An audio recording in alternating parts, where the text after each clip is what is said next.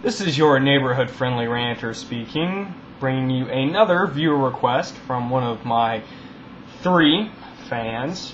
This one actually comes from the same one who requested The Girl Next Door.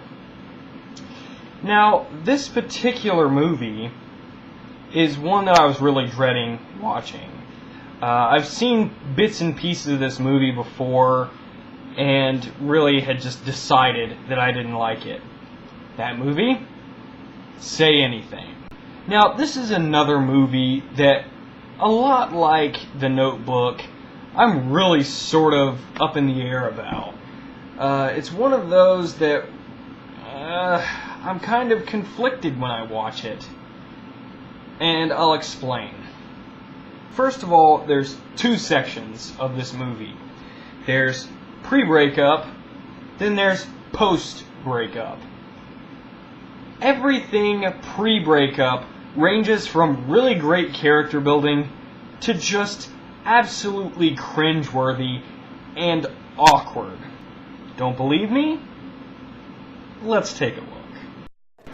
Guys, pay attention to this face, because this face means that the girl is very, very into you for being a stalker.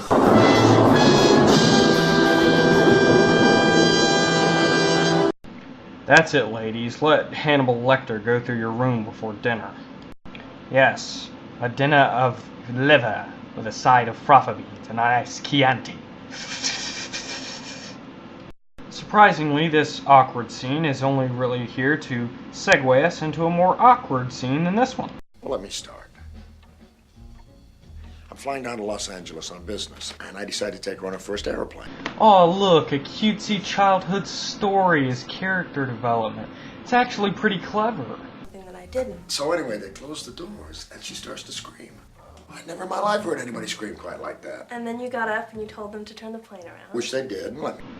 So, let me get this straight.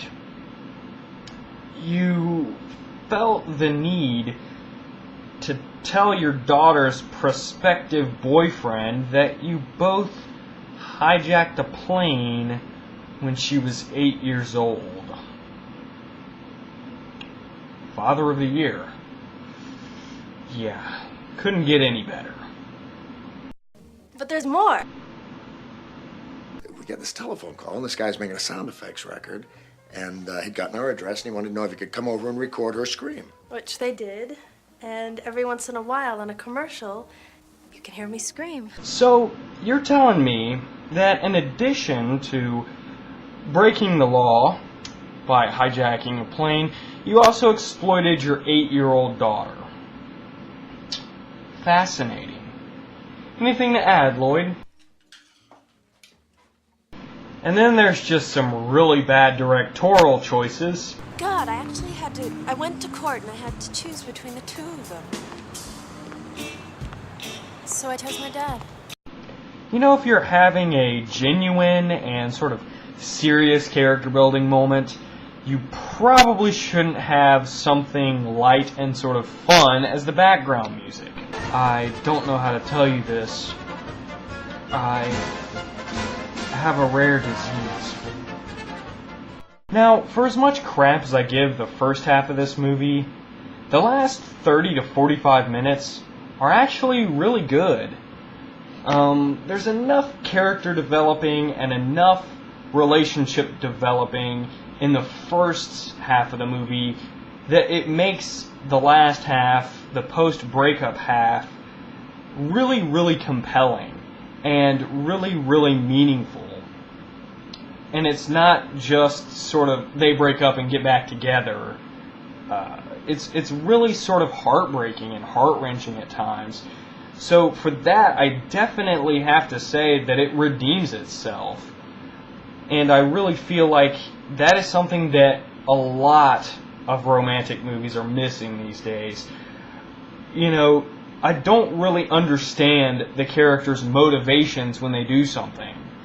I didn't really, like, for The Notebook, I didn't really understand why Noah and Allie broke up. I didn't understand it. I didn't really understand why they sort of tore each other apart for no real reason.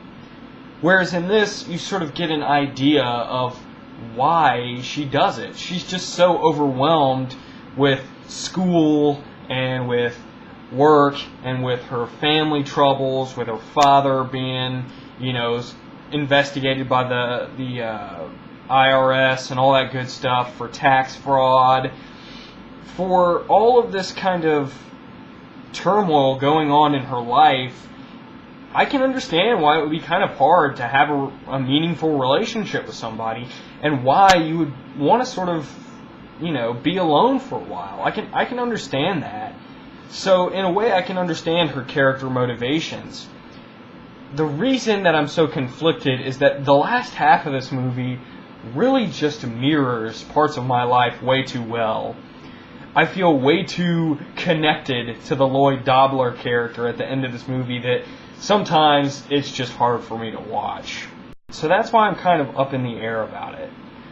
So the final verdict is that, for me personally, I probably wouldn't be able to watch it again, but I could definitely see why people would like this movie.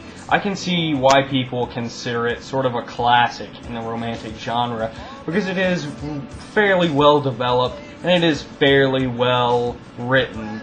So I would definitely give the recommendation to at least rent it and at least check it out.